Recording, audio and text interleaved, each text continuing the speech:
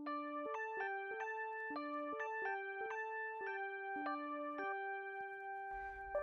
the mundane magical with starlight witch. What's up, witches? It's starlight out in the afternoon, and today's video is going to be kind of like the documented process of me making my own stuff. Now, this is a tool that can be used in like various kinds of magical practices, but it's a very, very fun process, very, very creative, and a great thing to do if you've got the time to do it. So I will be throwing in some useful information that I filmed with my stepdad, because he knows a lot about trees and nature and stuff like that, and he's made a couple of walking sticks in the past, so it was like good to get some information on that. And I will also be giving kind of like a little bit of a step-by-step thing, like kind of how I made it process. And obviously you can make it your own way, however you do you, boo. I will be doing some workshop posts on the process of kind of like a guided step-by-step, like more in-depth thing on the Hatchling Clan Amino. The link is in the description below. If you come and join us, feel free to do so. And yeah, that's pretty much it. So without further ado, here is the video.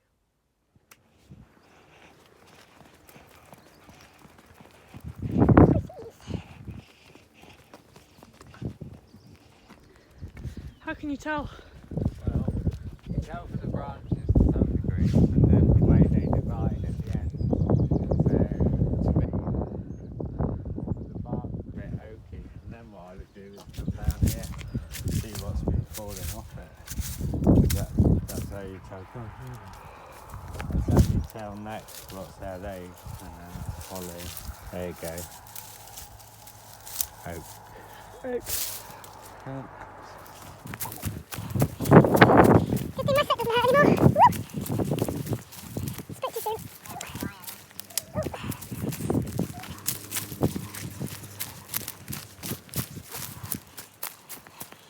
Benefits coming for a walk with my dad. Going into the brackens and bridges. Oh. These are possible to keep up with. Bizarrely, this is known as a downy birch, and that's what this is. My walking stick is one of those. Oh, what, that? Yeah, the downy birch. Huh. Red skin. It's got birch like these, it's got the red colour. Yeah, I really like that. Downy birch. Like red bark. Wow, that was gorgeous. This woodland is mostly oak, which is nice. You don't see mostly young oaks like mine, 60-year, 70-year-old.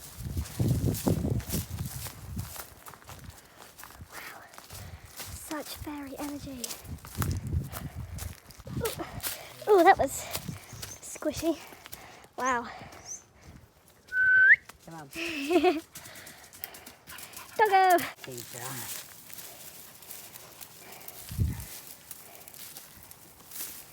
I'll work with them. Just to tie knots, and then the way that it pointed, if you got lost and you came back, tie a knot in the grass and it'd have a direction. Yeah. Top tip. Of course. They're big ones as well. Huge. Willow. Yeah. Ooh. Not willow. I thought willow trees had the like. Weeping willow. Ah, that's the weeping willow. Goat willow. They got salix, which is in the genus. They're all salix.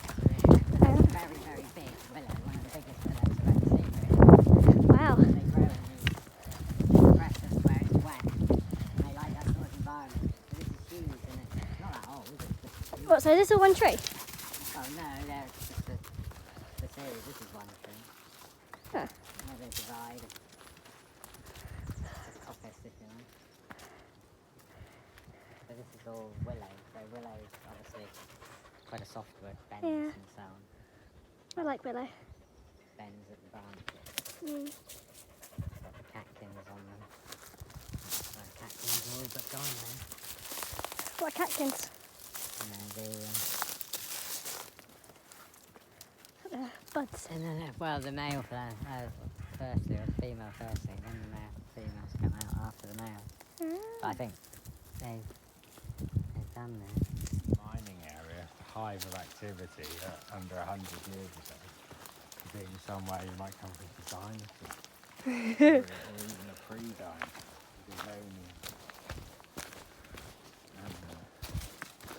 Very pretty area. What's this one? Silver birch. Silver birch. It's got its willow. Yeah, but it's one of the most ancient of all our indigenous species. When the ice left after the last glaciation, one of the very first species to colonise the British Isles was the silver birch. Ah. Birch, but there's a lot of huge, there's some rhododendrons in here, obviously. You can see up there and up there, all over. Holly growing in the under canopy.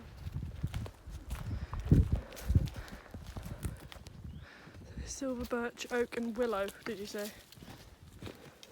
Well, so far that's what we've had. Yeah. Here we have a very old, looking at.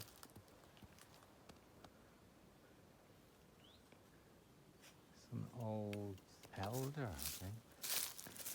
Like the elder wand. Elderflower. Elderflower? Yeah, then this produces elderflower. It's an elder.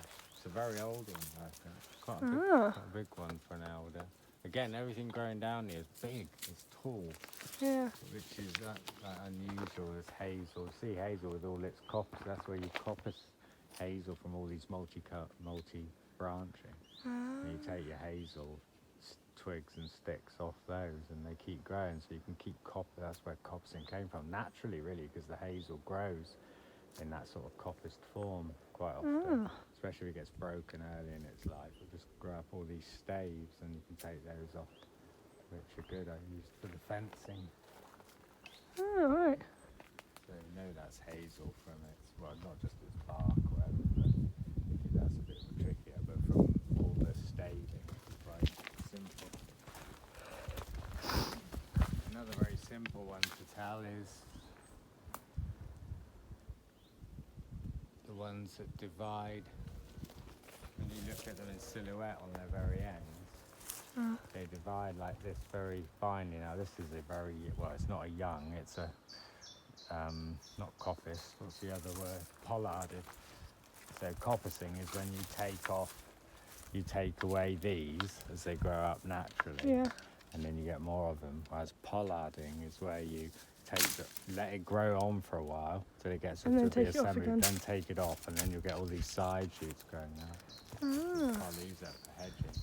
So this is hazel as well? No, that's not hazel. That's just pollarded. That's because it's been a lot of trees will pollard. Some better than others. That's a willow. It's a willow. Oh. Would have been a fairly sizable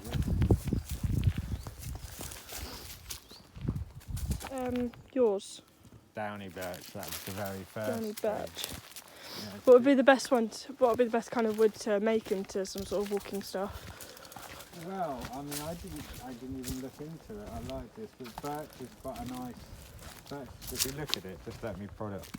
I don't know. Yeah, you see it there? See that little bit of give in it, a little bit of shudder? Yeah. It has, and just a little bit. Birch, just a little bit of bend. Yeah, birch is nice for that. Not like hazel where it's very pliant, but it's more pliant than say having an oak stick, which would be like putting metal on the ground, really. Yeah, because they're so dense. So, scientifically speaking, birch would be the best one to go for. Walking sticks, canes are what birches were used for, birch sticks, because they give in the old schools, you know, using the cane. When you got the cane, it was birch. Obviously a bit thinner than that. Yeah, I would hope so. Joe, what are you eating? There's all mining in here, so something that's left. And they pump out with the diesel. Joe, that's probably not a good idea, is it? I think Eden owns quite a lot of land out there, all from here down. Yeah. And a lot of that open land we might have missed as well. We use it to use adventure camps. I can imagine why. Good story.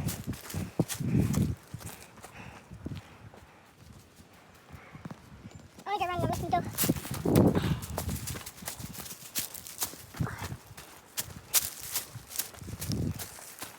we got the little steps as well.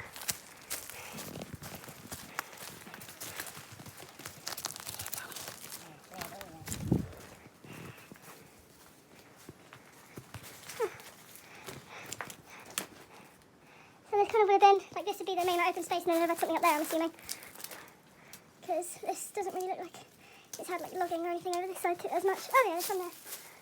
Pretty short, isn't it? Almost a new roof on it. Timber one. New window joist up there. Old ones on this side. The chosen one. Yeah, so just like take up to about, We want this bit yeah, off, that bit then. off.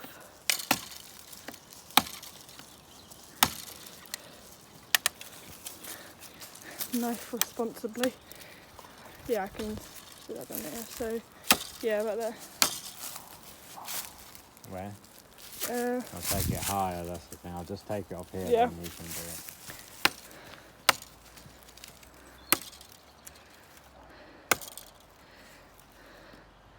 Please be careful. I don't want to go home and mum be like, "Why are you bleeding?"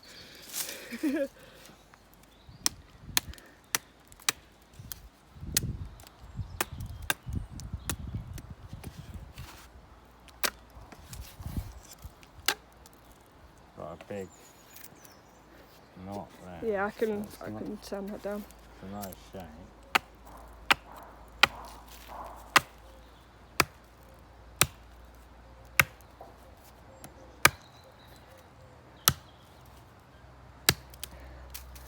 So what kind of wood is that?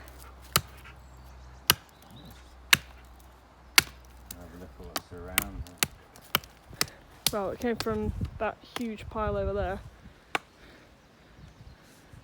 I just saw the end of it and thought it'd be good. It came from there. Yeah, I think Over there. silver birch. It's off that one there, isn't Yeah.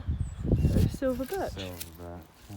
You see the silvery sheen, but that the name actually comes from the underside of the leaves. The whole plant's got a bit of silveriness about it. Got to keep away from the dog now. You made that one, making your own. What would be like the best thing to look for if you're going to try and make your own?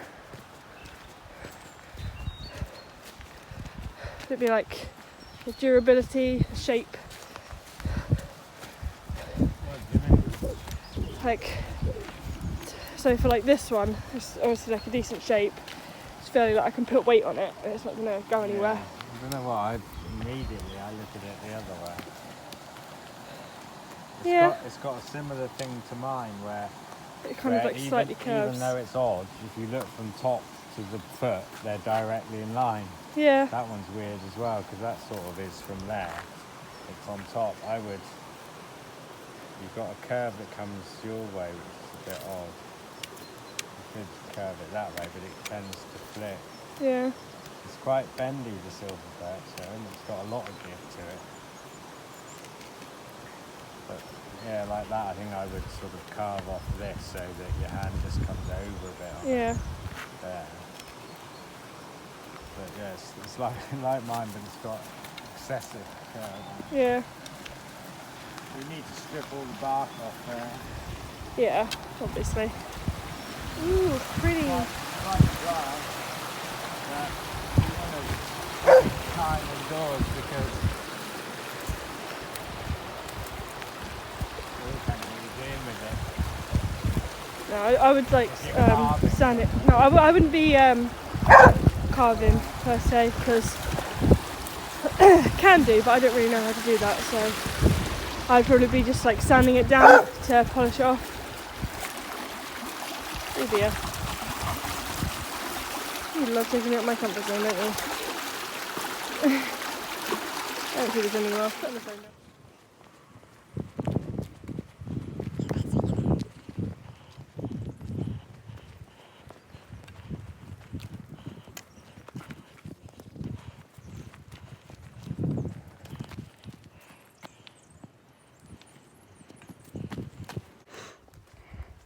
Gorses everywhere.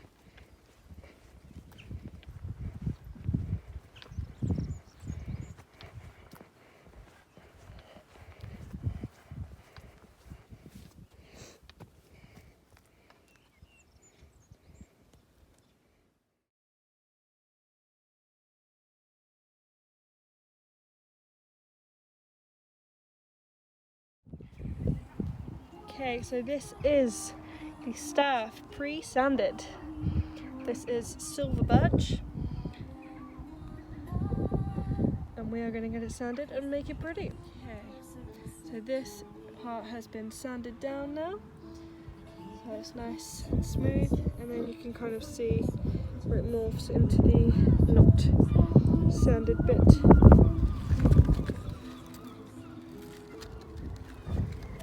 You can also see where silver birch gets its name. You can see the silver sheen on the bark.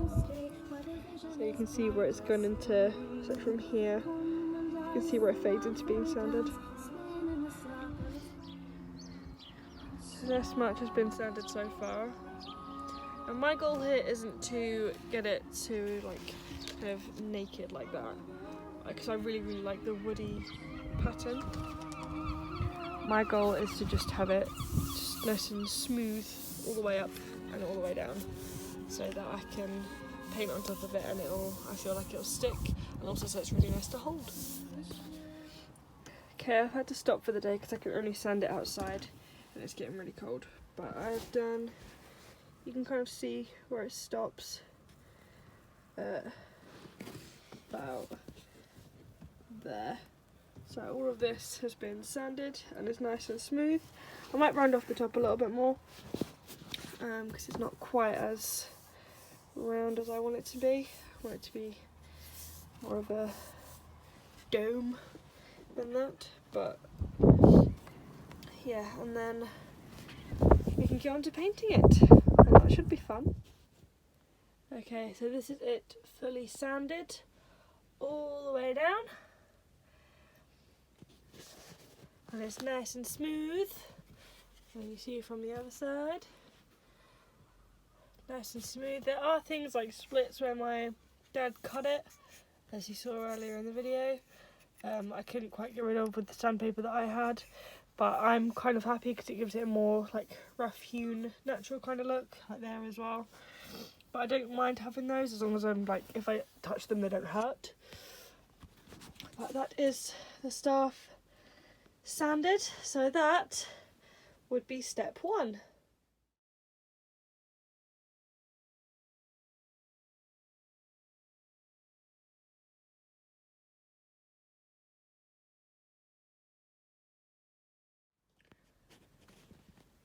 Okay, these are some staff designs for the painting that I had. I don't want that one because it seems a little bit crowded. Don't want that one because it seems like it would take a lot longer than I want it to.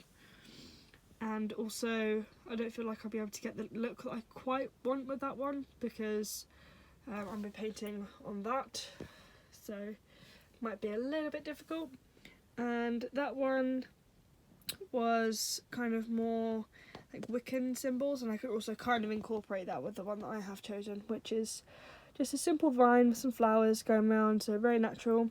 Include some symbols and some runes in there, and I've also got my paints. So I'm going to be using these little tester pots. I'm going to be using those for the runes and any writing or anything that I do. I'm going to be using those for the flowers, that one for the actual vine, and that for any decoration. So let's get started. Okay, so this is the first bit of painting done.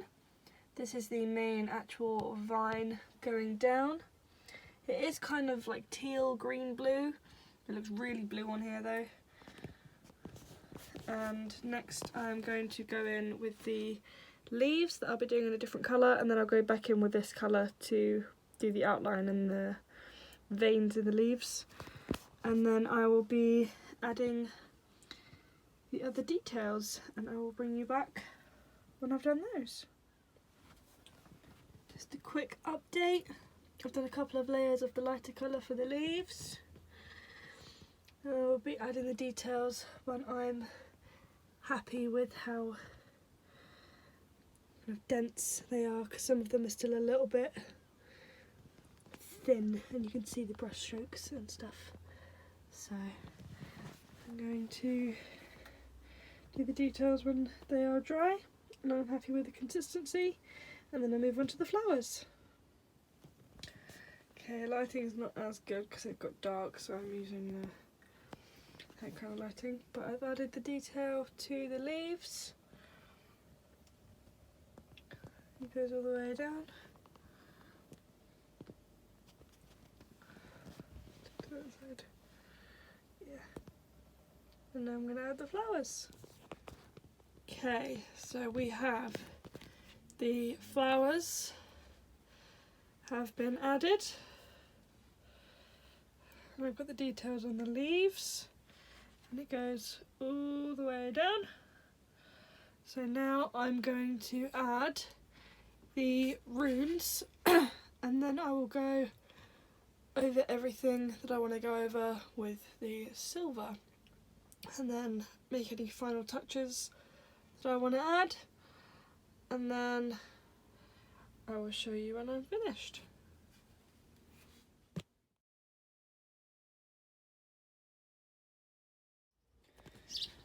Okay, so we've got all of the decoration done now.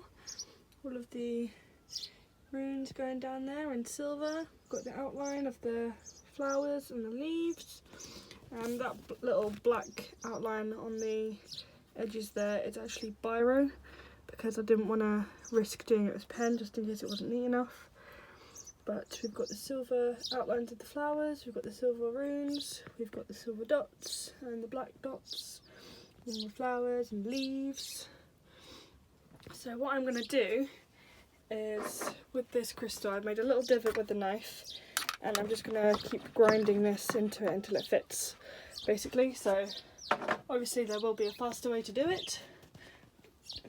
Excuse the birds.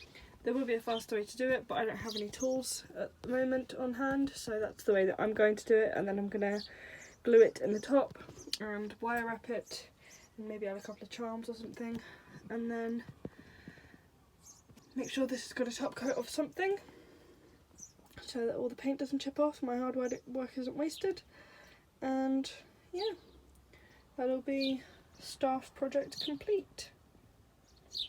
I'm really liking it so far.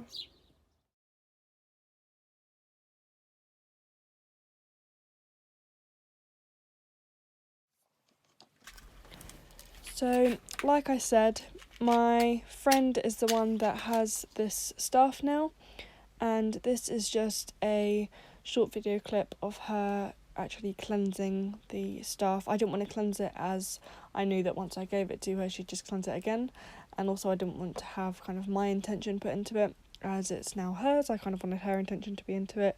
So she is cleansing this staff with sage smoke, white sage. So you can cleanse with many different things. You can cleanse with perfume, you can cleanse with mist, you can cleanse with just visualization, you can use sage or palo santo or cedar or anything, or salt or just whatever. I have another video on cleansing and casting circles and stuff. You can learn more about cleansing things there. So that's pretty much it for this video.